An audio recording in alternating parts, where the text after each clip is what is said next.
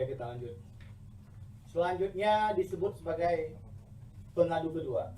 Nama Komunitas Pemberantas Korupsi Sumatera Barat. Alamat organisasi Jalan Rafflesia Atas, Dalik Iya Manggih Utara, Lubuk Sekaping, Pasaman, Sumatera Barat. Selanjutnya disebut sebagai pengadu tiga. Nama Muharram Yamlean SPD MPD.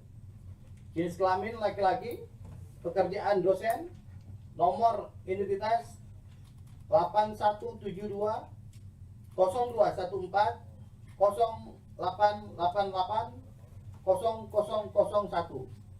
Alamat Jalan Masjid nomor 20 RT 13 RW 09 Kelurahan Bidara Cina, Kecamatan Jatinegara, Jakarta Timur.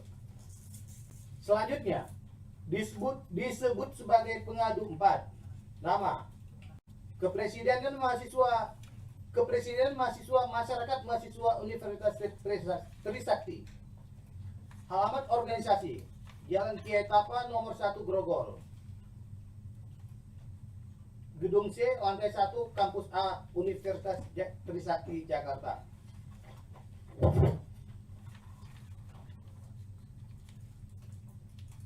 Selanjutnya disebut sebagai pengadu 5.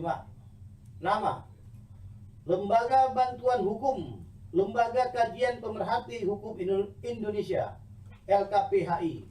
Alamat organisasi Jalan Pariaman nomor 1B, Setiabudi, Jakarta Selatan. Selanjutnya disebut sebagai pengadu 6. Untuk selanjutnya disebut sebagai para pengadu. Bahwa para pengadu yang telah mengadukan teradu telah melakukan pencabutan pengaduannya, sehingga para pengadu tidak wajib dihadirkan dalam persidangan MKD.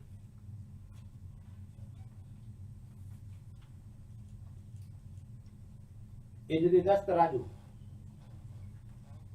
Nama Dr. Insinyur Haji Adis Kadir, SHM Hum. Jenis kelamin laki-laki, pekerjaan anggota DPR RI, nomor anggota A323, fraksi atau partai politik Partai Golongan Karya, daerah pemilihan Jawa Timur 1.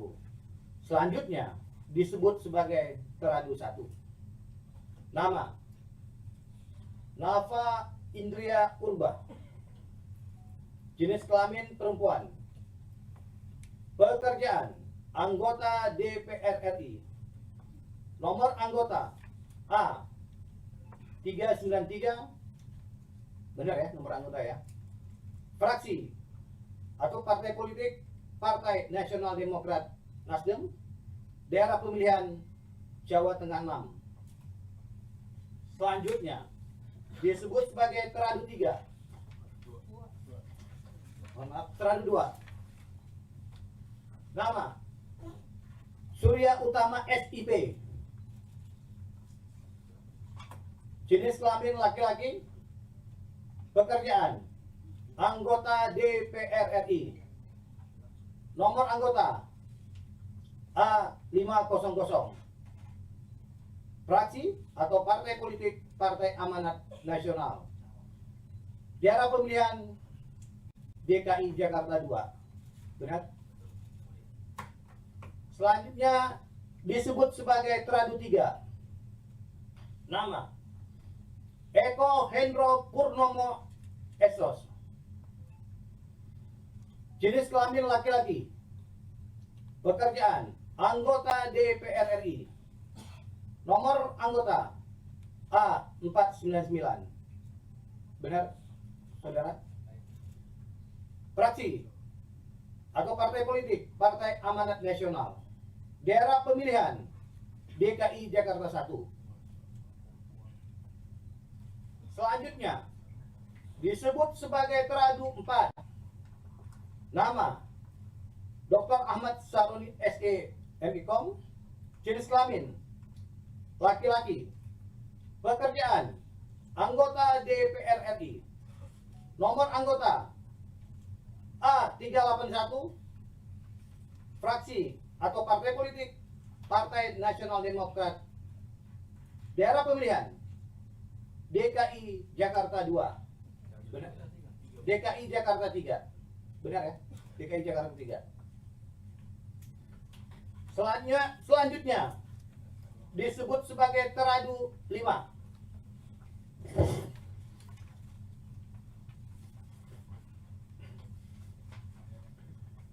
Mahkamah Kehormatan Dewan telah membacakan pengaduan pengadu, mendengarkan keterangan saksi-saksi, mendengarkan keterangan ahli, memeriksa bukti-bukti pengadu dan teradu. Tolong diam dulu.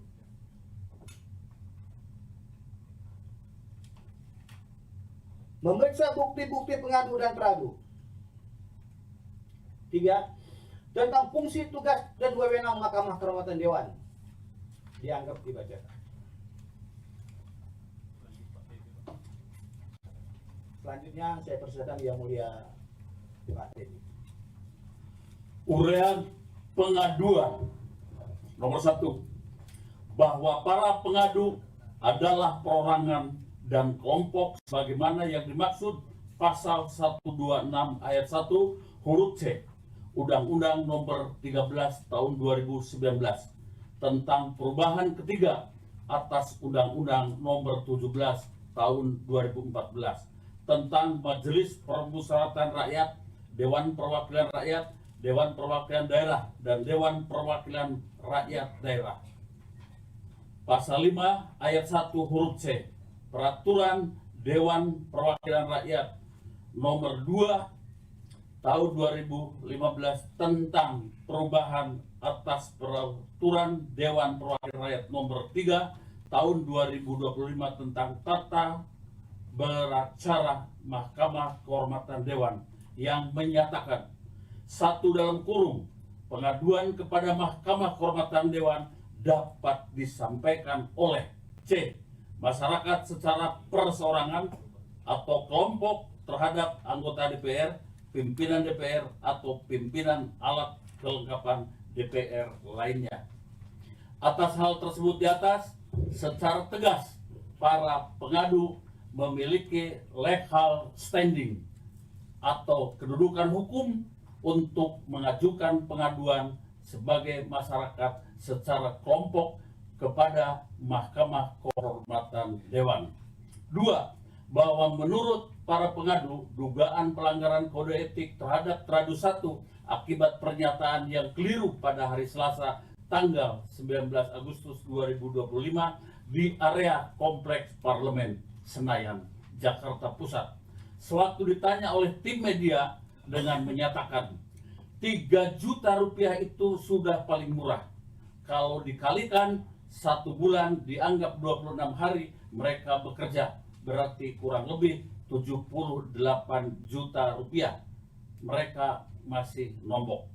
3. Bahwa menurut para pengadu, teradu 1 turut menyebut tunjangan beras untuk anggota dewan mencapai 10 juta rupiah dan naik menjadi 12 juta rupiah per bulan.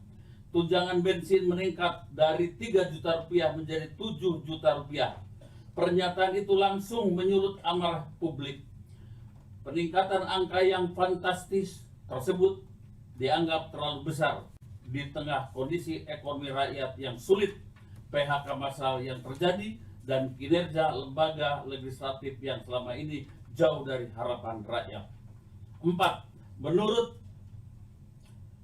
para pengadu, teradu 1 pada tanggal 19 Agustus 2025 dalam menanggapi isu kenaikan gaji dan tunjangan anggota DPR RI, teradu 1 tidak berhati-hati dalam memberikan keterangan kepada media, di mana teradu 1 memberikan keterangan dengan tidak didukung oleh data yang benar, sekalipun telah mengklarifikasinya pada tanggal 20 Agustus 2025, di mana teradu 1 dalam klarifikasinya menyampaikan sebagai berikut. Memberikan klarifikasi terkait dengan kemarin beberapa hal yang saya salah memberikan data. Setelah saya cek di kesekjenan, ternyata tidak ada kenaikan gaji maupun tunjangan beras. Tidak ada kenaikan itu dari tahun 2010 sebesar Rp200.000. Kurang lebih per bulan. Jadi itu saja klarifikasi saya sampaikan. Tidak ada kenaikan gaji, yang ada memang tunjangan rumah yang sudah dianggarkan pada tahun lalu itu karena rumah dialihfungsikan oleh kesekretariatan negara. Jadi anggota yang baru tidak mendapatkan rumah dinas sudah diberikan tunjangan rumah. Jadi itu klarifikasi saya. Semoga ini tidak menimbulkan polemik. 5. Bahwa menurut para pengadu dengan pelanggaran kode etik terhadap Tradu 2 adalah karena Tradu 2 melakukan unggahan melalui media sosial milik Tradu 2 pada tanggal 20 Agustus 2025 dengan narasi Dewan itu tidak dapat rumah jabatan dikarenakan banyak sekali anggota dewan yang dari luar kota, maka dari itu banyak yang kontrakan di dekat Senayan supaya memudahkan mereka ke DPR. Saya aja yang tinggal di Bintaro, macetnya tuh luar biasa. 6. Bahwa menurut para pengadu, atas unggahan melalui media sosial, Tradu 2 disunting ulang oleh pihak yang tidak bertanggung jawab karena tidak peka terhadap kondisi ekonomi masyarakat serta dianggap memberikan persetujuan terhadap kenaikan gaji dan tunjangan anggota DPR RI. 7. Bahwa menurut para pengadu, dugaan pelanggaran kode etik terhadap Tradu 3 dan 4 atas tindakan melakukan joget pada saat sidang tahunan MPR RI dan sidang bersama DPR RI dan DPD RI yang kemudian disunting ulang oleh pihak yang tidak bertanggung jawab dengan narasi bahwa joget yang dilakukan oleh Tradu 3 dan 4 dianggap menyetujui kenaikan gaji dan tunjangan anggota DPR. 8. Bahwa menurut para pengadu, dugaan pelanggaran kode etik terhadap Tradu 5 atas ucapan Tradu 5 pada tanggal 22 Agustus 2025 yang menyatakan sebagai berikut. Mental orang tertolol sedunia. Catat nih, orang yang cuma mental bilangin bubarin DPR adalah orang yang paling tolol sedunia. Bubarin DPR. Kadang-kadang nih, ya masyarakat boleh kritik, boleh komplain, boleh caci maki, nggak apa-apa, kita terima. Tapi ada istiadat yang mesti disampaikan. Apakah dengan bubarkan DPR emang meyakinkan masyarakat bisa menjalani proses pemerintahan sekarang ini? Belum tentu. Maka jangan menyampaikan hal-hal seenaknya bubarin DPR. Jangan memang yang ngomong itu rata-rata orang yang nggak pernah jadi duduk di DPR. Kita boleh dikritik, mau dibilang anjing, babi, bangsat, nggak apa-apa. Mampus nggak apa-apa. Tapi ingat bahwa kita selalu selaku wakil rakyat juga punya kerja-kerja, punya empati. Jangan merasa bahwa komplainan, silakan kritik, mau ngapain aja boleh, tapi jangan mencaci maki berlebihan. Itu karena merusak mental. Mental manusia yang begini adalah mental orang tertolol sedunia. Catat nih, orang yang cuma mental bilang bubarin DPR itu adalah orang tolol sedunia. Kenapa kita ini memang orang pintar semua? Enggak, bodoh semua kita. Tapi ada tata cara kelola bagaimana menyampaikan kritik yang harus dievaluasi oleh kita. Kita memang belum tentu benar, belum tentu hebat, enggak. Tapi minimal kita mewakili kerja-kerja masyarakat yang mumpuni untuk teman-teman masyarakat semuanya. Jangan dikit-dikit DPR ngomongin masalah ini dihujat, nggak apa-apa. Mau hujat sampai mampus juga nggak apa-apa. Masih berdiri DPR-nya sampai kapanpun tidak akan berubah sama saja. 9. Bahwa menurut para pengadu, saat mayoritas rakyat menghadapi harga kebutuhan pokok yang mahal, dan ketimpangan ekonomi kian melebar, justru muncul adalah kenaikan tunjangan dan gaji anggota dewan. Pernyataan dan tindakan para teradu yang keliru dinilai menunjukkan keteladanan tinggi dan nirempati dalam merespon ketimpangan dan kesulitan sosial ekonomi yang ada di tengah masyarakat. 10. Bahwa menurut para pengadu, atas pernyataan data yang keliru kepada masyarakat, ucapan dan tindakan teradu 1, 2, 3, 4, dan 5 diunggah dan disebar di media sosial dengan waktu yang cepat sehingga turut memicu reaksi publik yang negatif dan menjadi bagian dari penyebab aksi unjuk rasa yang dilakukan oleh massa pada tanggal 25 sampai 31 Agustus 2025 lalu. 11. Bahwa menurut para pengadu, berdasarkan seluruh uraian di atas, pengadu memohon kepada Mahkamah Kehormatan Dewan untuk memeriksa dan memutus pengaduan pengadu sebagai berikut. 1. Menjatuhkan sanksi kepada teradu karena telah melanggar kode etik DPR RI. Dan 2. Menerima dan mengabulkan pengaduan para pengadu untuk seluruhnya. Dengan harapan Mahkamah Kehormatan Dewan segera memeriksa dan memutuskan secara adil untuk mendukung laporan pengaduannya, para pengadu turut serta menyerahkan alat bukti sebagai berikut. P1. Identitas penduduk. P2. Surat pengaduan pengadu. P3. Surat pernyataan pengadu. P4. Sebuah potongan video. P5. Link berita dan postingan video. 12. Bahwa para pengadu telah mencabut pengaduannya mengingat telah adanya klarifikasi dari para teradu dan kesalahan dalam menelaah informasi yang beredar di media.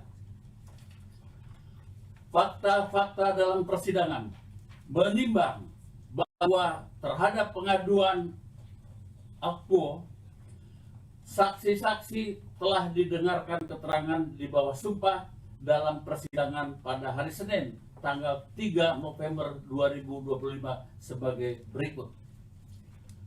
1.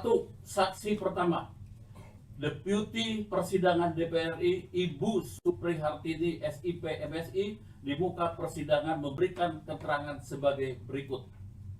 Bahwa sidang tahunan MPR RI 2025 dan sidang bersama DPR dan DPD RI telah diputuskan oleh pimpinan DPR RI tanggal 26 Mei 2025 dilaksanakan seperti tahun-tahun sebelumnya.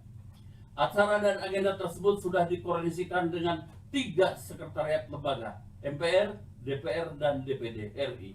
Sehingga semua susunan acara sudah dikomunikasikan dengan 3 lembaga tersebut dan proses persiapan dilaporkan ke pimpinan DPR RI. Bahkan dikomunikasikan dengan sekretariat negara dan kementerian terkait untuk komunikasi terkait agenda rapat tahunan tersebut. Bahwa penampilan pertunjukan di agenda sidang tahunan MPR 2025 dan sidang bersama DPR dan DPD RI mengacu kepada tahun-tahun sebelumnya tentang susunan acaranya, bahkan pembawa musiknya sama dari Universitas Pertahanan. Untuk lagu-lagunya pun dikoordinasikan dengan pihak-pihak terkait. Bahwa dalam sidang tahunan MPR RI dan sidang bersama DPR RI dan DPD RI tanggal 15 Agustus 2025 tidak ada sama sekali pembahasan mengenai kenaikan gaji DPR. Bahwa sebelum pelaksanaan sidang telah dilakukan 2 kali latihan persiapan gladi kotor dan gladi bersih. Gladi kotor H-2 diikuti oleh semua pihak yang terkait dan gladi bersih tanggal 14 Agustus 2025 dan disaksikan oleh pimpinan MPR, DPR, dan DPD RI. Bahwa persembahan lagu daerah sudah dipersiapkan dan merupakan bentuk apresiasi dan penghargaan budaya daerah yang ditampilkan pada acara kenegaraan tersebut, termasuk acara sidang tahunan MPR RI dan sidang bersama DPR RI dan DPD RI, dan penampilan musik tampilan di akhir acara setelah semua prosesi sidang selesai. Bahwa Presiden Prabowo Subianto menyampaikan dua materi pada agenda sidang tersebut. Yang pertama, kinerja lembaga-lembaga lain, dan kedua, pidato kenegaraan dalam rangka menyambut Hari Ulang Tahun Kemerdekaan Republik Indonesia yang mendapatkan apresiasi dan standing applause dari peserta sidang atas capaian dan pidato kenegaraan.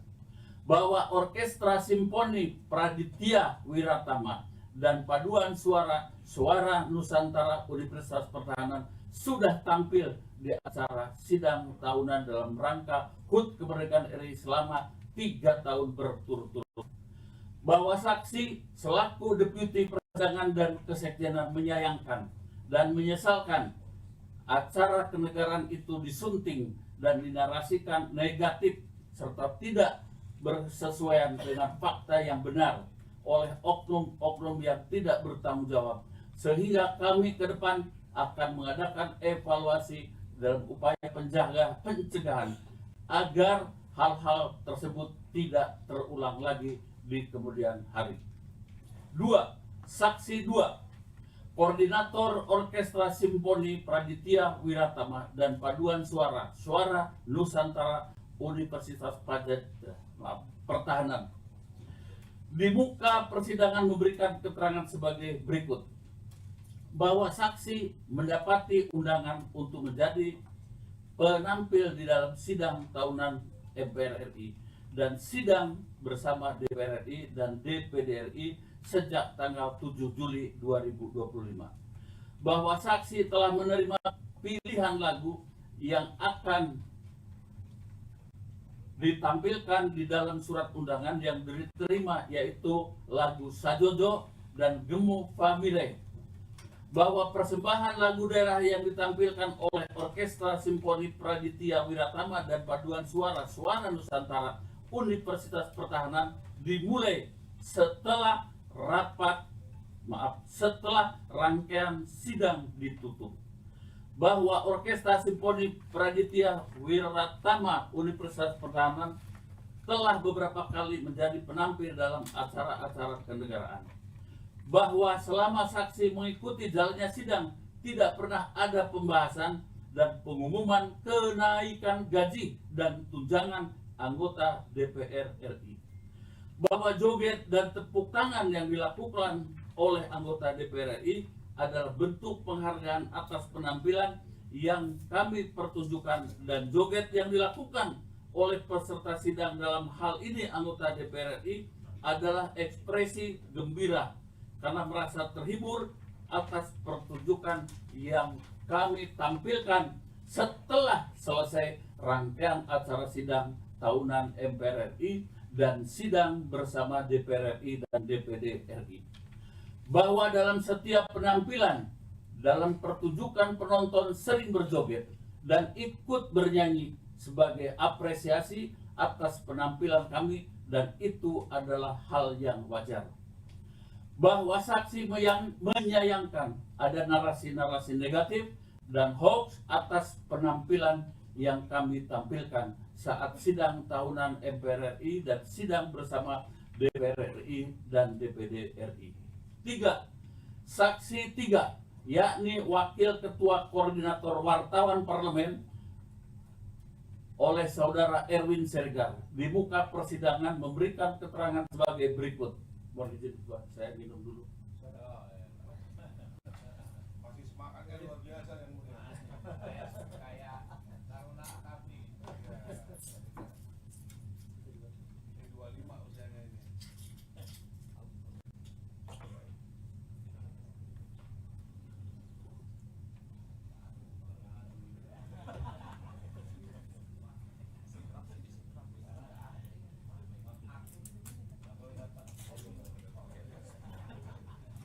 Saya lanjutkan, Yang Mulia.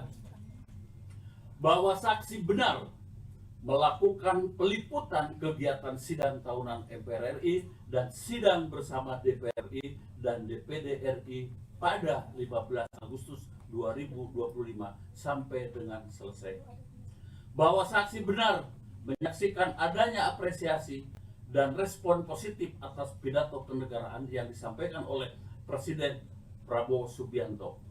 Bahwa saksi ikut menyaksikan pertunjukan lagu daerah yang ditampilkan setelah selesai rangkaian acara sidang tahunan MPR RI dan sidang bersama DPR RI dan DPD RI oleh Orkestra Simfoni Praditya Wiratama dan Paduan Suara Nusantara Universitas Pertahanan, di mana lagu yang dibawakan bernada gembira dan saksi melihat banyak anggota DPR yang berjoget, serta saksi juga turut ikut berjoget menikmati persembahan lagu daerah yang sedang berlangsung.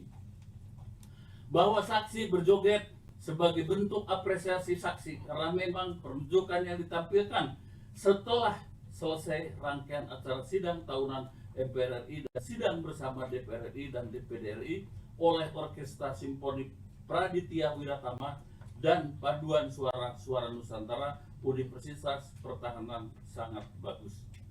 Bahwa selama saksi mengikuti kegiatan sidang tahunan MPR RI dan sidang bersama DPR RI dan DPD RI pada 15 Agustus 2025 sampai dengan selesai, tidak ada pengumuman dari Presiden Prabowo Subianto tentang kenaikan gaji dan tunjangan anggota DPR RI. Bahwa atas adanya konten yang beredar di media yang menarasikan bahwa anggota DPR RI berjoget-joget karena kenaikan gaji ada hal yang tidak benar dan tidak sesuai dengan fakta sidang tahunan MPR RI dan sidang bersama DPR RI dan DPD RI. Bahwa penampilan dari Orkestra Simfoni Praditya Wiratama dan Paduan Suara Nusantara Universitas Pertahanan dimulai setelah selesai rangkaian acara sidang tahunan MPR RI dan sidang bersama DPR RI dan DPD RI yang ditutup oleh Ibu Ketua DPR RI.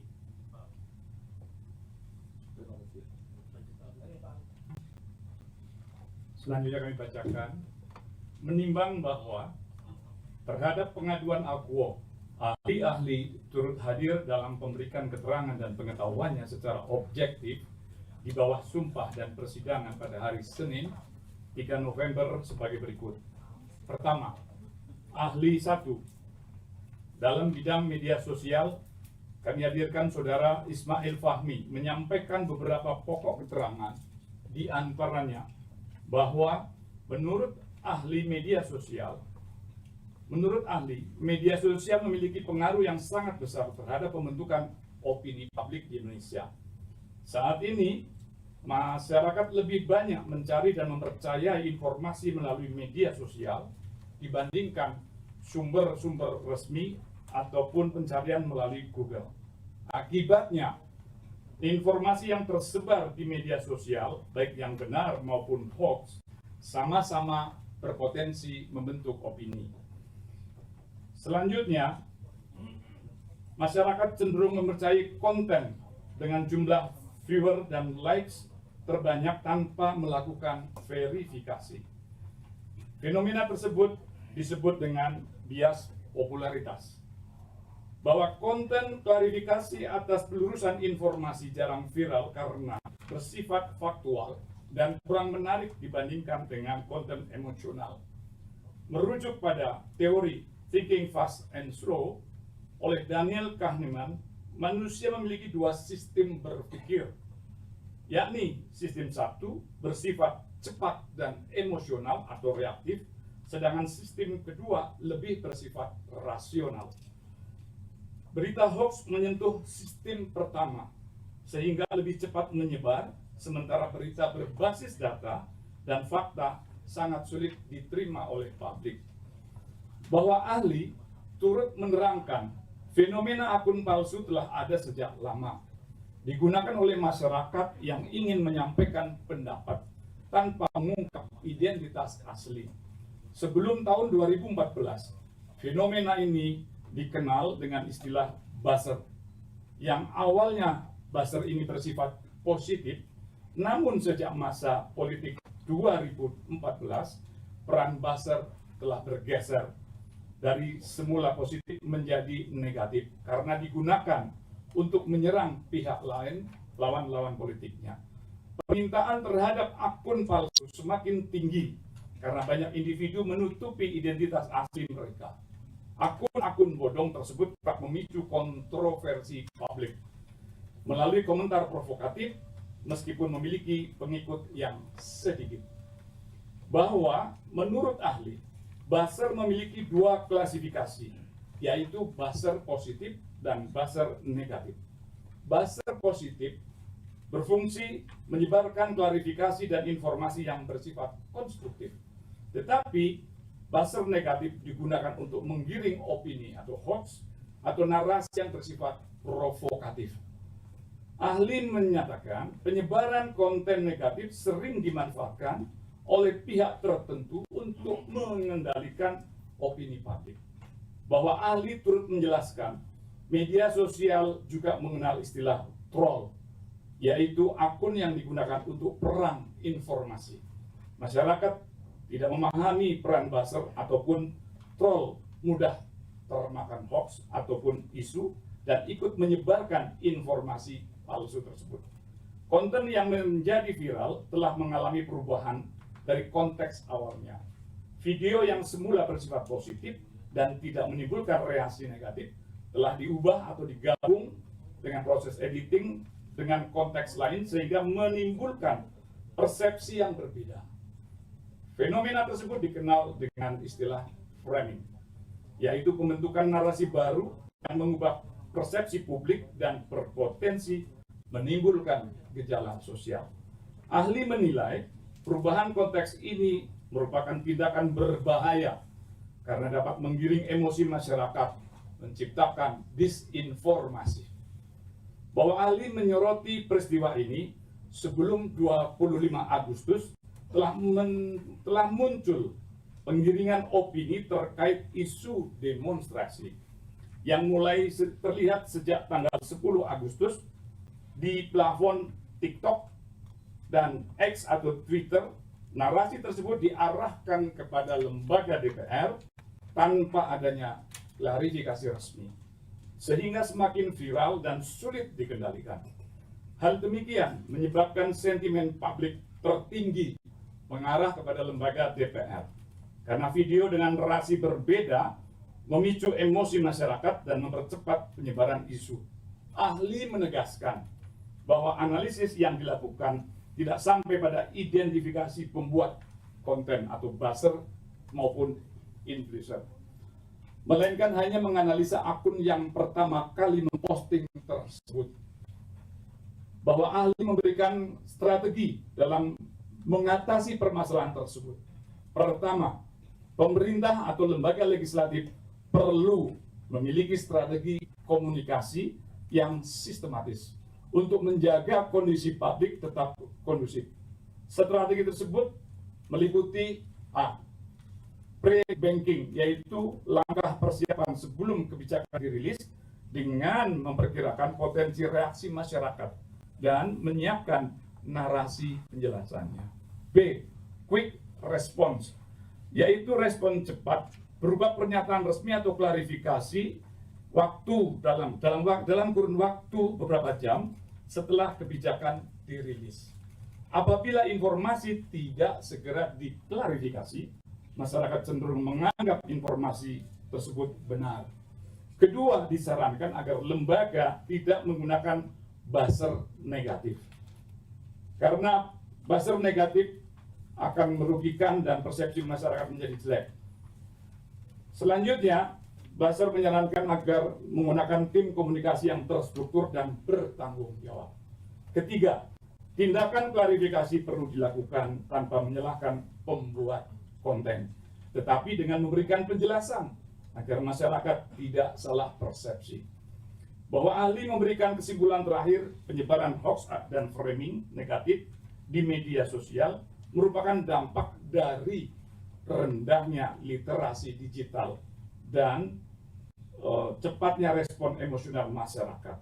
konten yang memanfaatkan emosi lebih cepat viral dibandingkan konten yang berbasis fakta. Oleh karena itu, diperlukan respon cepat. Komunikasi publik yang baik, serta langkah pencegahan terencana untuk mencegah kesalahpahaman dan polarisasi sosial. Ahli 2, dalam bidang kriminologi oleh Saudara Profesor Dr. Adrianus Eliasta Sembiring Meliala, SA, MSc, PhD, menyampaikan beberapa pokok keterangannya, di antaranya bahwa ahli berpendapat perihal hoax adalah aksi yang dilakukan dengan sengaja, bahwa ada 4 hal yang perlu ditekankan. Pertama, hoax secara definitif adalah perbuatan yang intensional atau perbuatan yang memiliki niat terlepas dari apapun niatnya itu. Kedua, pembuatan intensional pasti berkaitan dengan kegiatan yang lain. Dengan kata lain, niat menjadi prasyarat bagi terakhirnya kegiatan yang lain. Jika terjadi huru-hara, berarti itulah akibat dari niatnya. Ketiga, jika kita menggunakan pendekatan luas dan pemasarakatan ada benarnya, tetapi bagi yang bersangkutan melakukan hoax dalam rangka mendapat perintah atau memenuhi harapan atau memenuhi kebutuhan dia sendiri, maka sebenarnya kegiatan tersebut adalah memancing dan mengakibatkan level bertanggung jawab. Tepatnya adalah ada kemungkinan pihak-pihak tersebut memiliki kemampuan untuk merealisasi niat, untuk menjadi suatu harapan dan kejadian yang dinyatakan. Pada satu kondisi, ada orang memiliki niat saja, tetapi tidak memiliki kemampuan untuk mencapai niatnya itu. Maka ahli dapat membayangkan jika seorang atau pihak tersebut memiliki niat, tujuan, dan kemampuan untuk merealisasikannya, tentu dia memiliki sumber daya yang luar biasa dan amat sangat rapi, sehingga dapat dikatakan sebagai kejahatan terorganisasi. Kejahatan kebencian tidak hanya secara formal dan material, tetapi lebih berbahaya adalah apabila dipelintir menjadi hoax, maka dapat menghancurkan bangsa dan negara. Bahwa ahli turut mengutip pendapat Profesor Muladi, jika kita tidak yakin dengan kesiapan masyarakat terhadap suatu undang-undang, lebih baik tidak dijadikan undang-undang. Dalam konteks dunia digital, tampaknya kita berada pada situasi otoritas rendah, yakni banyak kebiasaan yang tidak kita lakukan, banyak rambu-rambu yang dilanggar, dan sanksi pun dilewati. Maka ketika menghadapi masyarakat yang tingkat kesadaran digitalnya masih rendah, maka apakah sudah cukup kita menggunakan pendekatan undang-undang sebagai suatu yang kita anggap bisa menenangkan orang untuk tidak berbuat? Ahli berpendapat bahwa sosialisasi, penyuluhan, pendidikan, dan informasi tidak boleh berhenti dan dijalankan agar orang dapat disiplin dalam penggunaannya agar tidak melanggarnya. Pada saat titik sudah berada di otoritas yang cukup, maka regulasi dan sanksi baru kita gunakan. Pada saat kita memiliki undang-undang ITE, dari pihak lain sudah memiliki perilaku tersebut jauh sehingga memunculkan viktimisasi. Ahli berpendapat dan setuju hukum digunakan secara tegas tanpa pandang bulu. Di sisi lain memunculkan populisme dari aparat penegak hukum atau APH dalam rangka melihat pembuat hoax dapat dimanfaatkan. Mediasikan dan restoratif justice itu tidak bagus dan membuat sinyal yang salah kepada pembuat hoax. Bahwa ahli menyatakan hoax memang berbahaya bagi keamanan negara. Namun ada parameter dalam menilai ancaman dan keamanan negara. Sementara berkaitan dengan hal-hal pribadi dapat menggunakan pendekatan pidana umum, yaitu memberikan kewenangan kepada kepolisian dibanding menyerahkan kepada institusi lain yang lebih tinggi. Namun hoax sangat berkaitan erat dengan bekerjanya kognitif karena materi yang dibuat harus bisa diterima dan mampu menggerakkan kita untuk berbuat sesuatu. Maka pendekatan narasi, imbuhan gambar, dan audio yang di-editing yang cocok dengan pekerjaan intelek ini akan merubah kita pada dua hal, yakni pada level kognisi dan afeksi. Bahwa Ali menyatakan dalam khasanah kepustakaan ada situasi seperti di negara-negara lain yang disebut dengan limited loading down atau penjarahan terbatas. Misalnya ada 10 rumah, tapi rumah ini yang dijarah. Di balik limited loading memang ada penjarahan yang ditarget, direncanakan dan dipersiapkan, bukan penjarahan yang bersifat spontan. Dalam kasus ini saya tidak tahu siapa yang melakukannya. Dari video-video tersebut dapat mempengaruhi putusan orang atau beberapa orang untuk kemudian melakukan penjarahan. Baik itu ada godaan, intuisi, atau uang. Saya menduga dengan cukup adalah ada rasa kolektif, ada perasaan bersama yang muncul di tengah-tengah masyarakat dan mengena kelompok menengah ke atas. Seperti kita lihat dengan intelektual yang cukup tinggi, yakni ada perasaan tidak adil. Tujuan dari video tersebut adalah menciptakan sense of injustice dan menimbulkan tindakan. Kehadiran video-video yang muncul 1 bulan terakhir dengan aneka versinya menghadirkan triggering atau pencetus semacam ajakan untuk melakukan sesuatu perbuatan atau tindakan. Tanpa ada belief atau feeling tanpa ada belief atau feeling tidak akan efektif. Dengan adanya triggering merupakan one step closer sebagai perbuatan yang disusun. Bahwa Ali menyatakan kejadian di bulan Agustus tersebut merupakan kategori target and selected. Artinya bukan kejadian spontan. Selain itu, pembuat video tidak mungkin dilakukan oleh orang awam. Pasti ada jam terbang di dalamnya.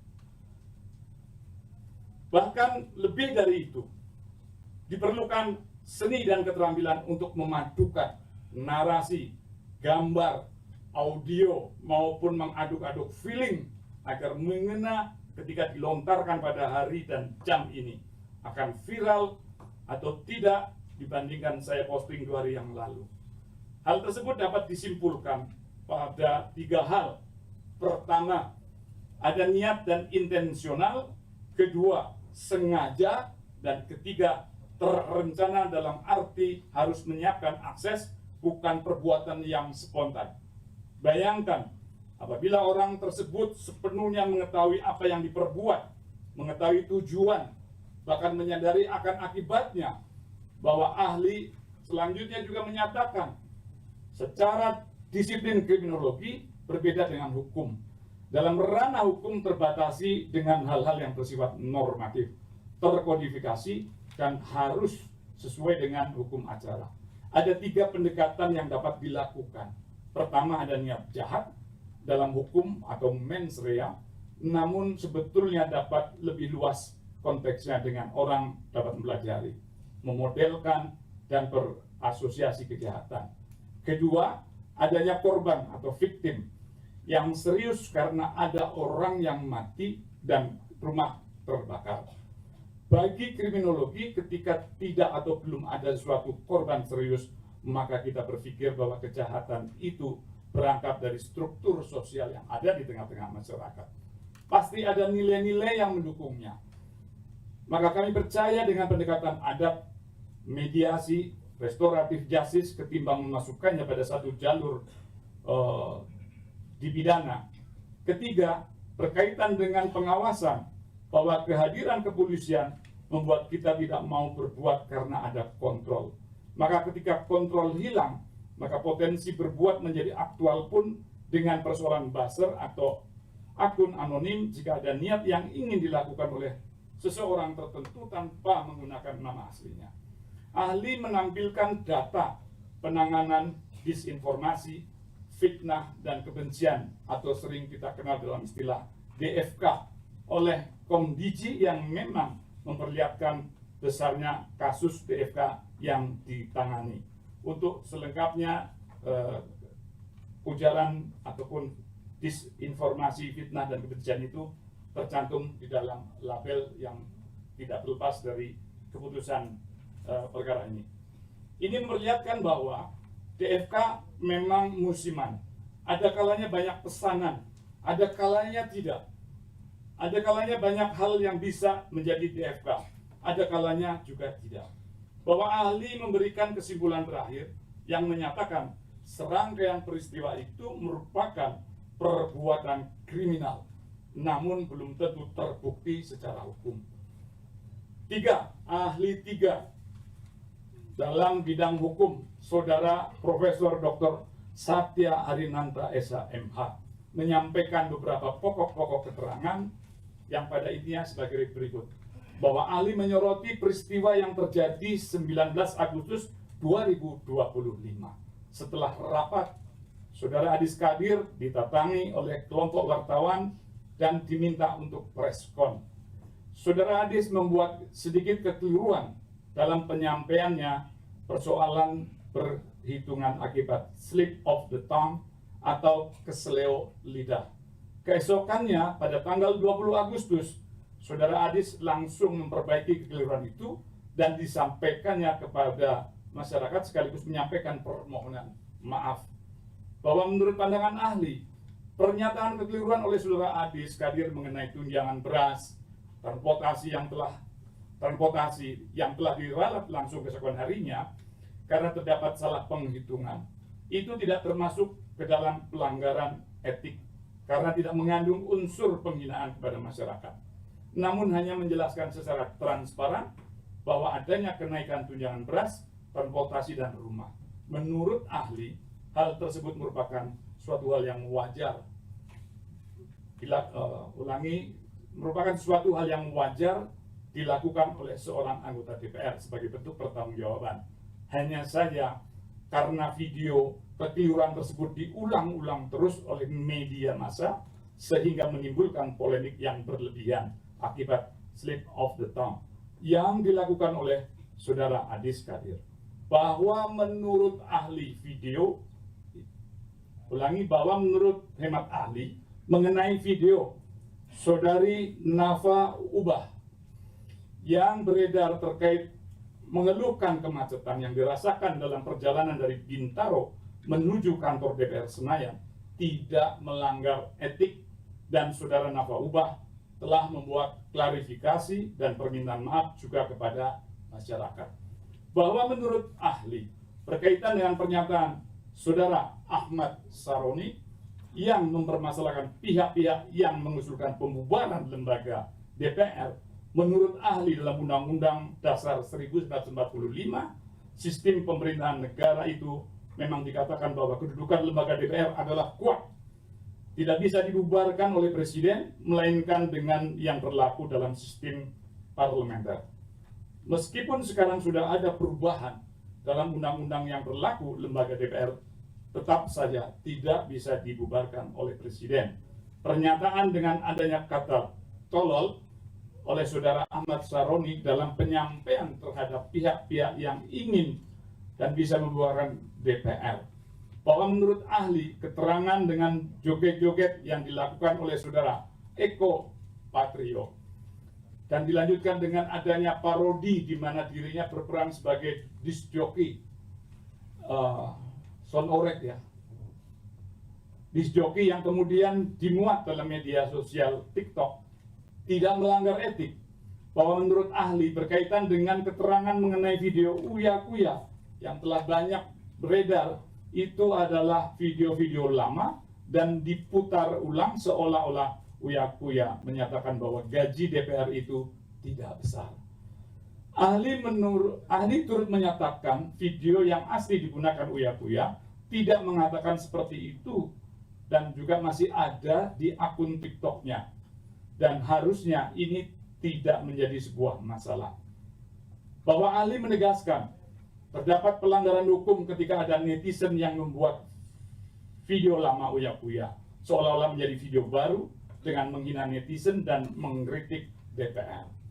bahwa ahli turut menegaskan rangkaian peristiwa tersebut semacam akumulasi saja dari para teradu yang diduga melakukan pelanggaran kode etik dan para teradu sebenarnya juga telah melakukan klarifikasi dan permohonan maaf oleh para teradu, dan ada yang mengulangi lagi melakukan klarifikasi setelah adanya demo besar-besaran yang berujung penjarahan.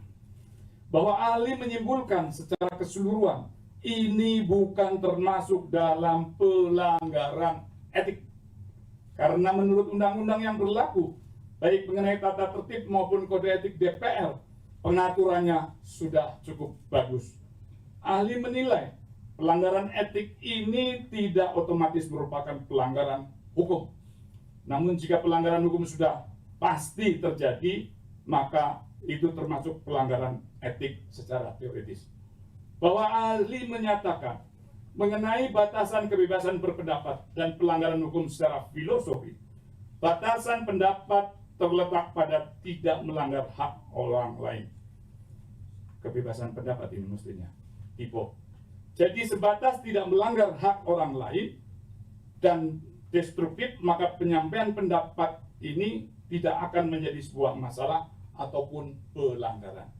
Bahwa ahli menilai tindakan joget-joget yang dilakukan para teradu pada tanggal 15 Agustus pada saat terjadi sidang tahunan bukanlah menjadi sebuah masalah, karena hal tersebut hanya sebatas ekspresi yang dilakukan demi menghargai, mengapresiasi budaya nyanyian lagu daerah yang ditampilkan oleh mahasiswa Universitas Pertahanan.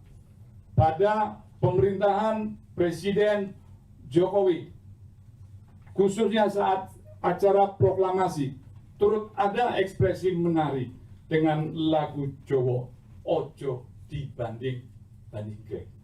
Dan hal itu normal sebagai sebuah ekspresi, mengingat bahwa sepanjang video yang beredar dan yang diketahui oleh ahli, dirinya tidak menemukan adanya pelanggaran dalam video tersebut. Bahwa ahli memberikan kesimpulan terakhir, apabila aduan telah dicabut oleh pengadu, maka para teradu, ulangi, bahwa ahli memberikan kesimpulan terakhir, apabila aduan telah dicabut oleh para pengadu terhadap teradu, maka perkara pengaduan dianggap tidak ada. Pembacaan selesai, dilanjutkan berikutnya. 4. Ahli 4 dalam bidang sosiologi oleh Saudara Dr. Andes Trubus Rahadiansah, MSSH, MH, menyampaikan beberapa pokok keterangan diantaranya bahwa ahli menyatakan peristiwa berjoget pada sidang tahunan MPR, DPR, DPD RI setelah selesainya rangkaian acara sidang tahunan MPR RI dan sidang bersama DPR RI dan DPD RI pada tanggal 15 Agustus 2025 melambangkan atau menyimbolkan situasi dalam perayaan kemerdekaan dengan bentuk ekspresi oleh anggota dewan yang menunjukkan suasana atas reaksi gembira dalam menyambut kemerdekaan. Selanjutnya, dalam hal ini ahli menjelaskan dalam ilmu sosiologi secara etimologi, sosial adalah teman, logos adalah ilmu. Maka ilmu berteman menggambarkan suasana kebatinan dan solidaritas merayakan 17 Agustus sebagai Hari Kemerdekaan Republik Indonesia. Bahwa ahli memandang pernyataan Saudara Adis Kadir dalam merespon atas pertanyaan wartawan tentang isu tunjangan DPR yang salah hitung dan data kemudian diklarifikasi menurut ahli dalam ilmu sosiologi, hal tersebut bukanlah suatu pelanggaran karena pernyataan tersebut bagian dari tupoksinya tugas pokok dan fungsi sebagai anggota dewan menyampaikan informasi kepada masyarakat. Bahwa menurut ahli, fenomena masyarakat sekarang memasuki era society 5.0, yakni masyarakat digital dan bermedia sosial yang mana sangat mudah dalam memanipulasi data dan informasi dengan maksud tertentu yang bertujuan untuk menyesatkan publik. Era society 5.0 membutuhkan masyarakat yang cerdas. Namun di Indonesia masyarakatnya masih konvensional dan sebagian memiliki pandangan global, sehingga persepsi atas pernyataan Bapak Adis Kadir dipersepsikan sebagai positif, kemudian menjadi negatif karena dimanipulasi. Bahwa menurut ahli dalam ilmu sosiologi ada yang disebut setting and context. Adalah situasi saat itu yang melatar belakangi. Sedangkan konteks merupakan tempat disampaikan kepada siapa. Atas pernyataan saudara Ahmad Saroni tidak menyinggung siapapun meskipun ada kata tolol yang diviralkan. Dalam konteks pernyataan tersebut menjelaskan DPR RI tidak mungkin dibubarkan karena sistemnya bukan parlementer. Ahli turut mempertegas bahwa pernyataan Ahmad Saroni tidak ada orang yang dirugikan. Karena dalam sosiologi, ketika tidak ada timbul kerugian dan pernyataannya bukan ucapan kriminal atau ujaran kekerasan kebencian yang mengungkapkan perasaan, menunjuk pasal 156 KUHP ada pengungkapan rasa dalam pernyataan tersebut, tidak ada rasa kebencian atau penghinaan, hanya ekspresi biasa. Sementara itu berdasarkan Undang-Undang 28 kurung 2 Undang-Undang ITE ada unsur mempengaruhi, namun di situ tidak ada saudara teradu mempengaruhi, mengajak atau memprovokasi. Bahwa ahli menjelaskan dalam ilmu sosiologi ada kriteria memprovokasi, yakni ukurannya ada 4. Terdiri 1. Norma kesopanan, norma kesusilaan, norma agama, dan norma hukum. Bahwa ahli menilai dan memandang atas narasi media tidak ada yang tersisa kecuali rasa malu. Merupakan narasi yang sangat jauh. Urusan malu itu terkait pencemaran nama baik dengan menghina orang. Konteks peristiwa yang merusak rumah para peradu seperti ada yang menyuruh. Dalam sosiologi terkait konteks dan setting, dalam hal ini settingnya tidak terhubung. Karena kalau mau merusak, yang merusak orang sekitarnya, dan faktanya yang merusak adalah orang luar.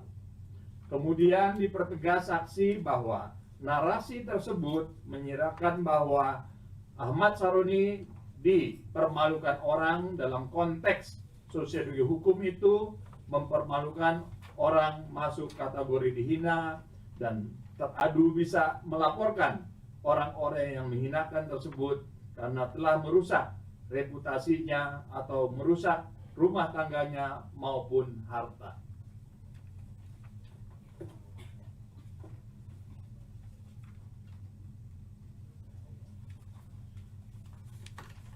Bahwa ahli berpandangan dalam rangkaian kerusuhan yang dimulai dari setelah tanggal 17 Agustus 2025 ditandai dengan bermunculnya konten-konten negatif atau hoax. Menurut ahli, konten tersebut upaya sistematis, terstruktur, dan terencana dengan baik yang berdampak dalam sosiologi tersebut kerusuhan, namun konteks ini dengan syarat akan konflik kepentingan karena tidak seperti kerusuhan tahun 1998. Ahli menilai kerusuhan yang terjadi tersebut ada permainan kepentingan dan pemain-pemainnya dan sudah diatur dengan menggunakan bahasa manipulatif yang bertujuan untuk menyesatkan publik. Dampaknya kemudian dalam ilmu sosiologi akan memunculkan dua dampak linear sebagaimana informasi yang sedang terjadi dan efek domino yang memunculkan aksi anarko yang mana sepertinya dimainkan oleh suatu kelompok. Mengingat bahwa dalam masyarakat majemuk seperti Indonesia terdiri dari kelompok-kelompok yang mana sejak dulu adalah kelompok Indonesia Merdeka dan ada yang tidak ingin Indonesia merdeka dengan memecah belah sesuai dengan konteks dan settingnya. Bahwa menurut ahli, dalam sosiologi ada istilah meaning, artinya pemaknaan. Para teradu telah menyampaikan informasi yang sebenarnya terjadi bahwa tidak ada kenaikan gaji seperti pernyataan Nata Ubah dapat dimaknai bahwa tidak ada kenaikan gaji dan dia turut menderita dari rumah sampai DPR naik kendaraan umum, misalnya naik taksi, tidak ada sesuatu yang privilege. Namun itu pernyataan Adis Kadir yang slip of tongue dalam pengertian linguistik sosiologis dimaknai pada menyampaikan informasi dan tidak ada yang heboh sebelumnya. Menurutnya, dalam kacamata sosiologi, peristiwa ini sifatnya menyampaikan ekspresi, pendapat, opini, informasi, atau mengajak masyarakat untuk memahami kondisi yang terjadi. Pada akhirnya, ahli berkesimpulan, secara sosiologi, peran para teradu ini murni hanya menyampaikan informasi saja, bukan penghinaan. 5. Ahli 5 dalam bidang analisis perilaku oleh Saudari Gusti Ayu Dewi menyampaikan beberapa pokok keterangan di antaranya.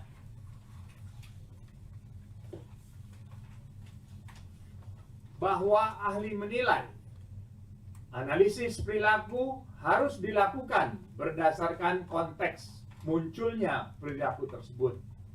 Misalnya anggota DPR RI berjoget-joget pada tanggal 15 Agustus di dalam ruangan sidang DPR. Berdasarkan konteks joget-joget tersebut dilakukan dalam sidang tahunan untuk menyambut dan memeriahkan peringatan kemerdekaan RI yang riang gembira dan bentuk apresiasi terhadap penampilan lagu dari mahasiswa Universitas Pertahanan. Berdasarkan analisis tersebut, joget-joget yang terjadi bukan karena kenaikan gaji sebagaimana yang diberitakan dalam sosial media. Bahwa menurut ahli, sekarang kita masuk era masyarakat 5.0 di mana muncul interaksi digital dalam kehidupan masyarakat dengan menggunakan AI.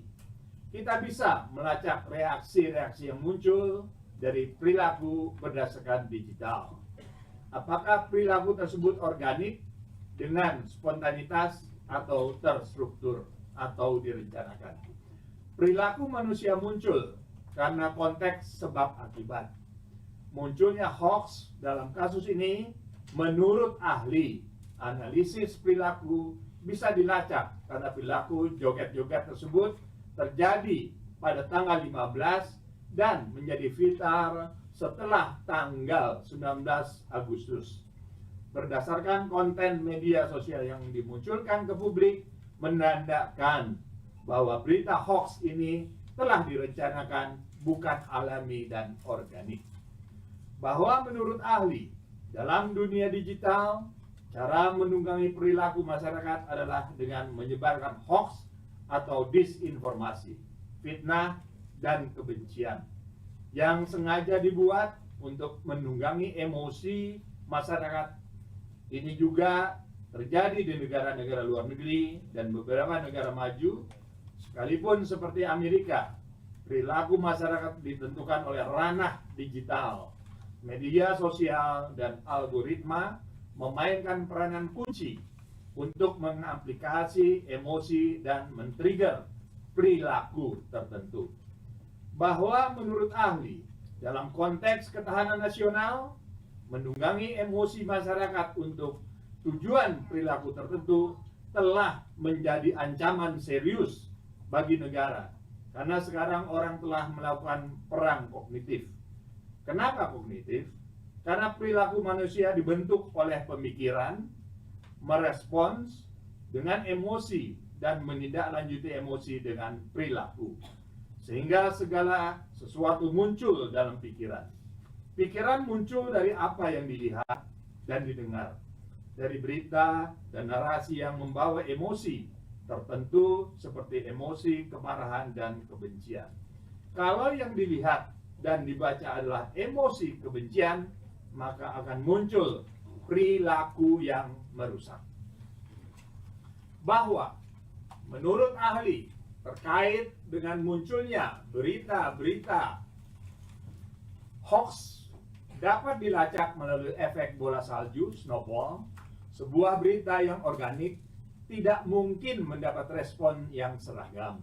Kalau ada kesamaan berita, kesamaan respon, atau munculnya kesamaan yang lain, maka hal ini dapat disebut telah direncanakan. Bahwa menurut ahli batasan ekspresi tergantung pada konteks dan kesesuaian waktu. Analisis perilaku selalu tidak bisa dilepaskan dalam analisis konteks. Apakah ekspresi menimbulkan keresahan sosial dikembalikan kepada konteksnya dan kesesuaian waktu. Dalam dunia digital, segala sesuatu yang diunggah di media sosial, jika dikeluarkan dalam waktu yang tidak tepat, akan memunculkan masalah baru.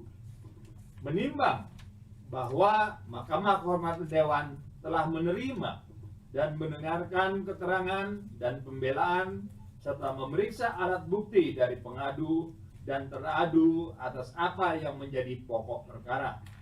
Menimbang bahwa berdasarkan rangkaian penyelidikan, pemeriksaan alat bukti, dan fakta-fakta persidangan yang dihubungkan dengan ketentuan yang termuat dalam Undang-Undang MD 3 dan Kode Etik DPR RI, Mahkamah Kehormatan Dewan berpandangan bahwa ucapan dan atau pernyataan serta tindakan para teradu telah melanggar dan atau melalaikan ketentuan yang termuat dalam pasal 81 Undang-Undang Nomor 2 2018 tentang perubahan kedua atas Undang-Undang Nomor 17 2004 tentang MPR, DPR, DPRD, dan DPRD Junto pasal 2 ayat 2 dan 4, Junto pasal 3 ayat 4, Junto pasal 5 ayat 2, Junto pasal 9 ayat 1, Peraturan DPR RI Nomor 1 Tahun 2015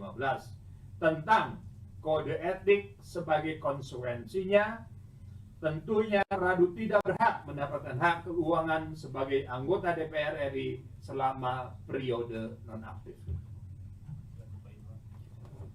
Pertimbangan Mahkamah Kehormatan Dewan bahwa setelah mendengar saksi-saksi dan ahli-ahli yang hadir dalam persidangan, Mahkamah Kehormatan Dewan menyampaikan pertimbangan sebagai berikut. Bahwa menimbang dugaan pelanggaran yang diadukan para pengadu ini terkait dengan rangkaian peristiwa yang terjadi sejak sidang tahunan MPR RI dan sidang bersama DPR RI dan DPD RI tanggal 15 Agustus 2025 yang berlanjut dengan pernyataan dan gestur yang dilakukan para teradu dan berakhir dengan terjadinya unjuk rasa, kerusuhan dan penjarahan pada akhir Agustus hingga awal September 2025.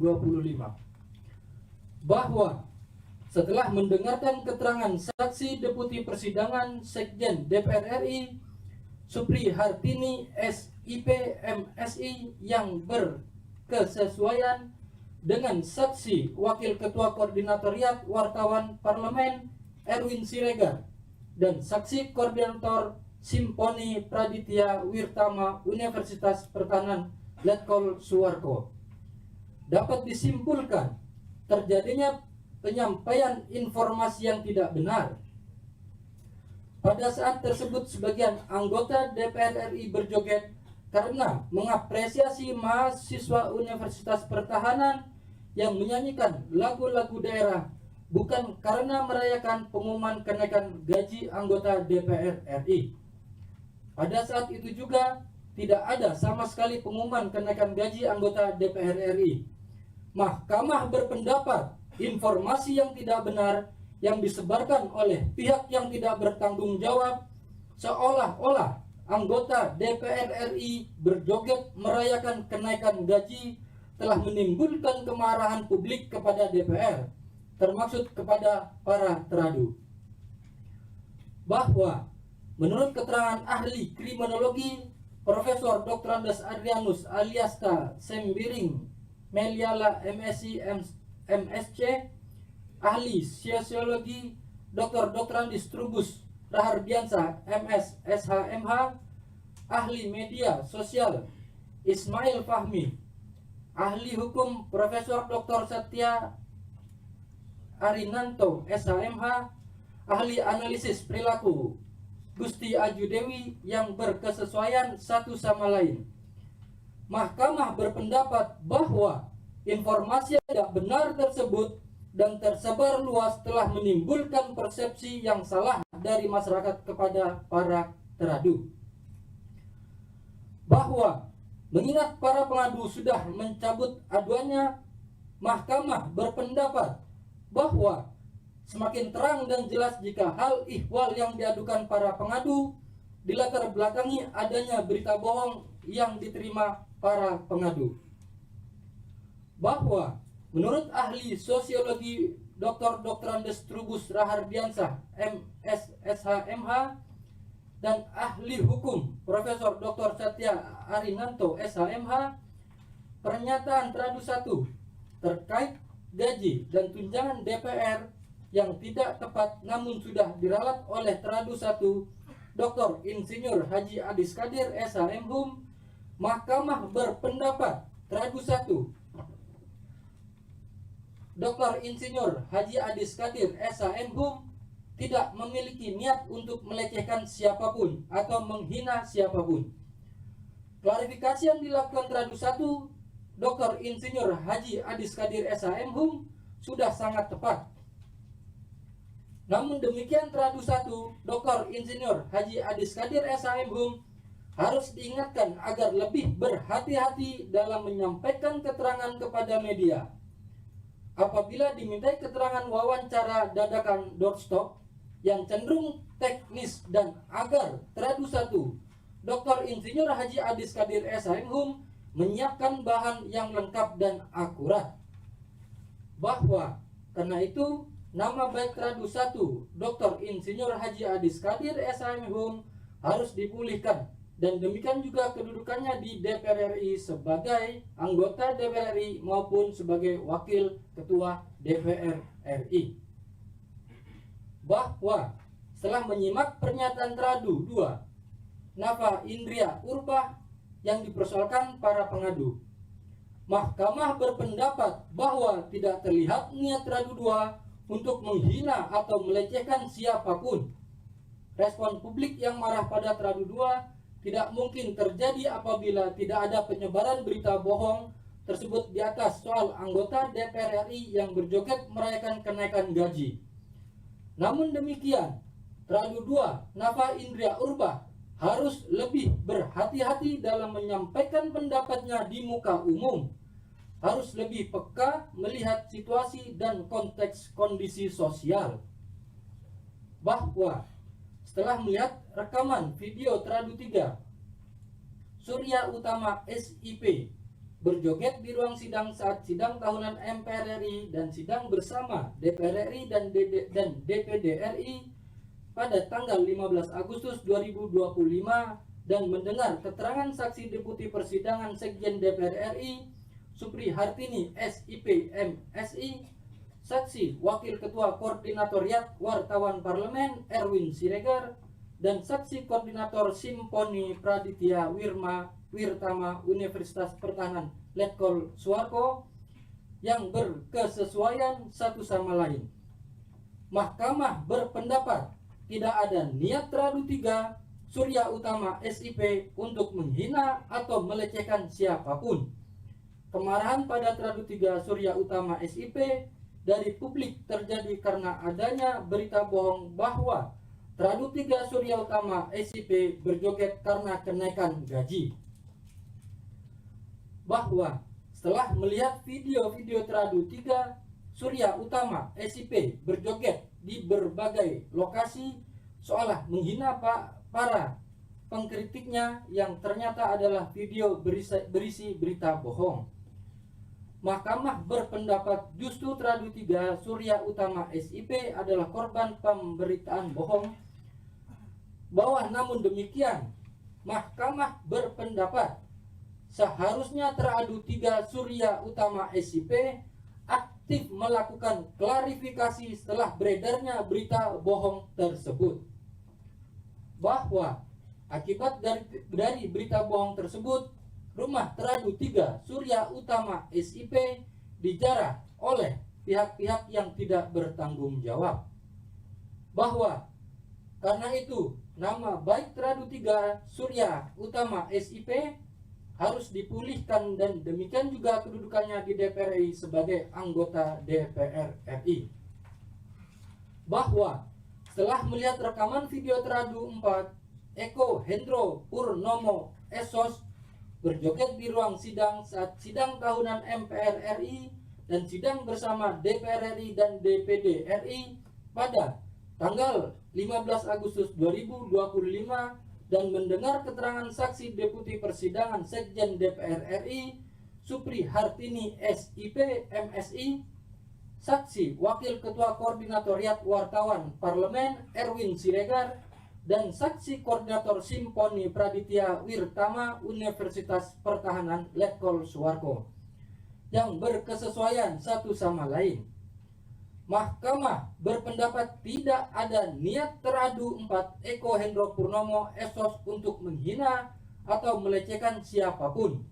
Kemarahan pada Teradu 4 Eko Hendro Purnomo Esos dari publik terjadi karena adanya pemberitaan yang tidak benar bahwa Teradu 4 Eko Hendro Purnomo Esos berjoget karena kenaikan gaji.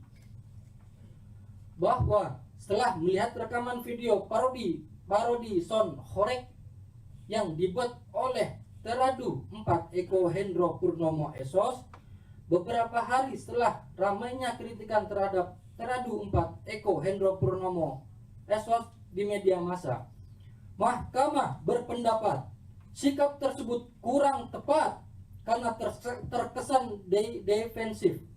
Seharusnya Teradu 4 Eko Hendro Purnomo Esos cukup mengklarifikasi dan menjelaskan kepada publik bahwa Teradu 4 Eko Hendro Purnomo Esos berjoget bukan karena merayakan kenaikan gaji. Bahwa akibat berita bohong yang beredar tersebut, rumah Teradu 4 Eko Hendro Purnomo Esos dijarah. Hal ini harus dipertimbangkan sebagai hal meringankan. Bahwa telah mencermati pernyataan Teradu 5 Dr. Ahmad Sahroni SEM Ikom yang dipersoalkan para pengadu, Mahkamah berpendapat pernyataan tersebut tidak bijak.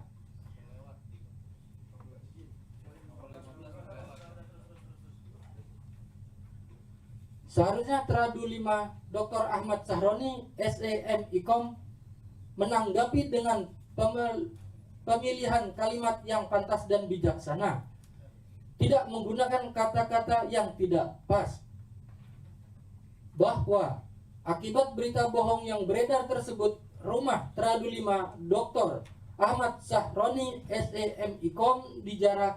Hal ini harus dipertimbangkan sebagai hal yang meringankan. 7. Amar putusan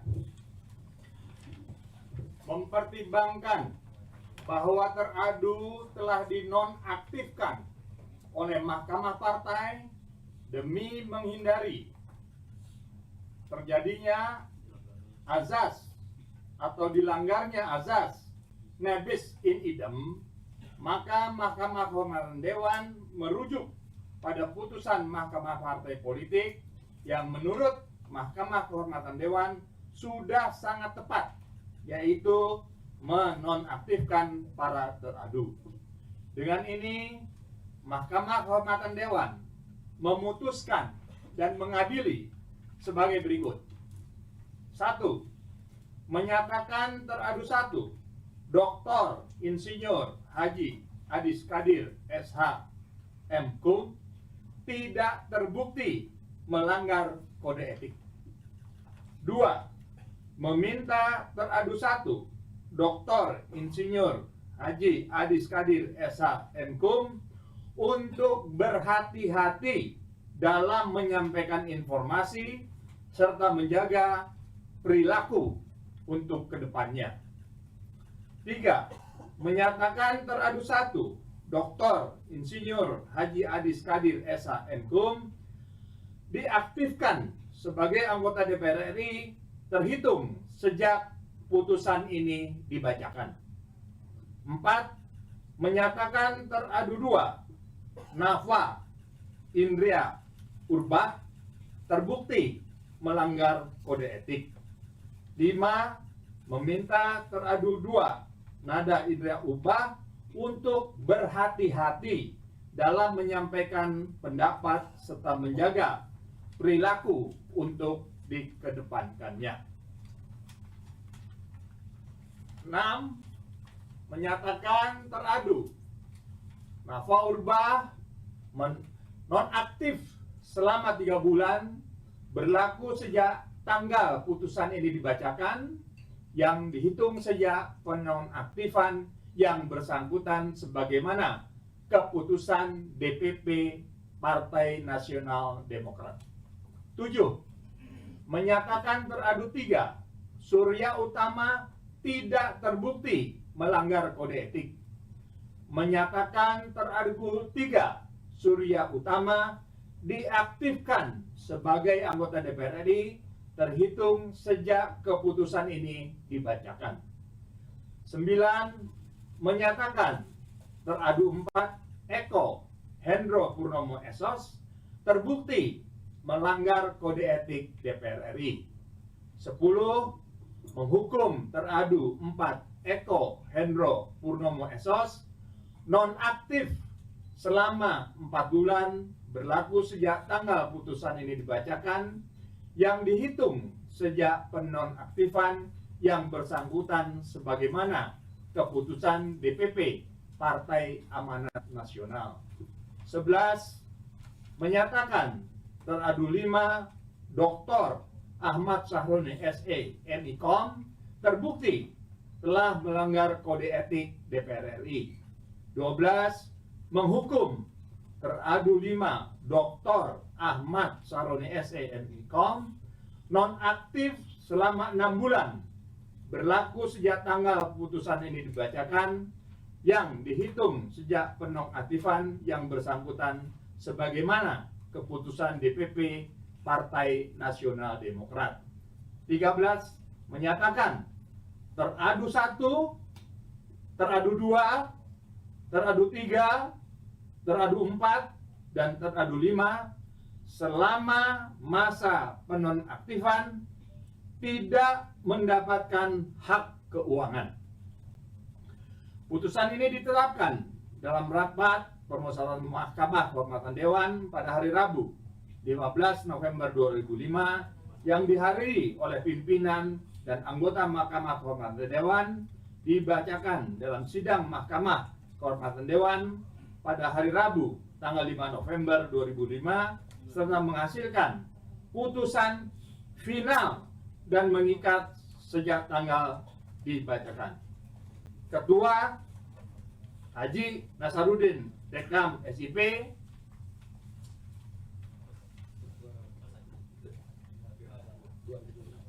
Wakil Ketua Dr. Haji Hasanuddin SE, Wakil Ketua Agung Widiantoro, Wakil Ketua Imron Amin Asa, Wakil Ketua Dr. Andes Adang Darajatun, anggota-anggota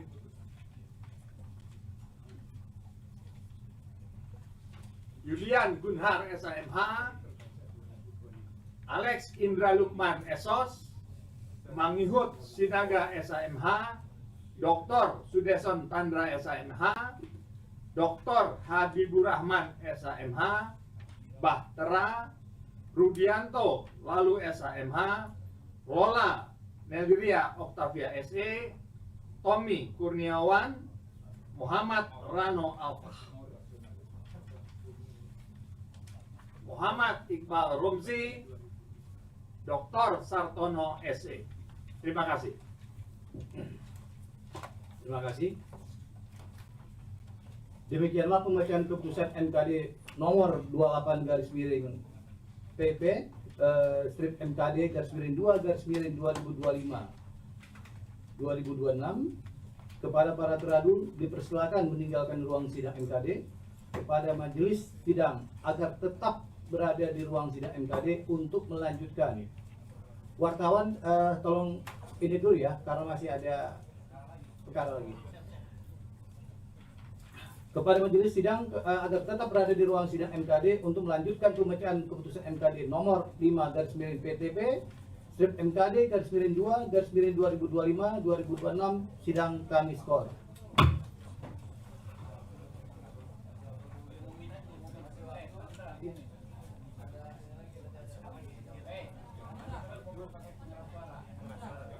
Wartawan jangan pergi dulu ya, ini lebih penting lagi nih.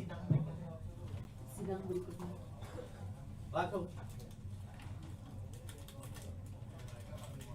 Skor dicabut. Kami persilakan kepada Yang Mulia ada untuk membacakannya.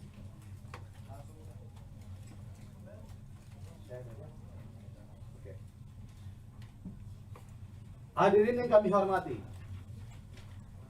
Selanjutnya, sebagai lembaga yang bertugas menjaga kehormatan, keluhuran martabat, dan citra DPR RI, Mahkamah Kehormatan Dewan memandang perlu melakukan pencegahan dan pengawasan terhadap penggunaan dana reses anggota DPR RI.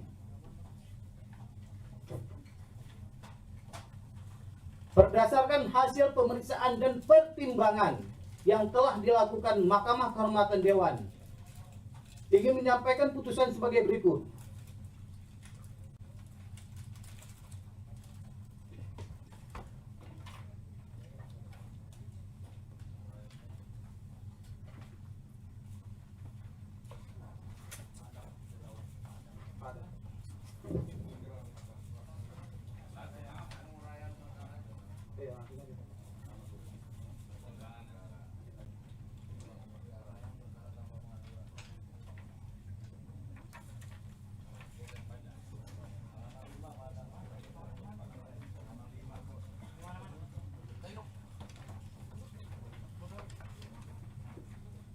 Dua, uraian perkara tanpa pengaduan.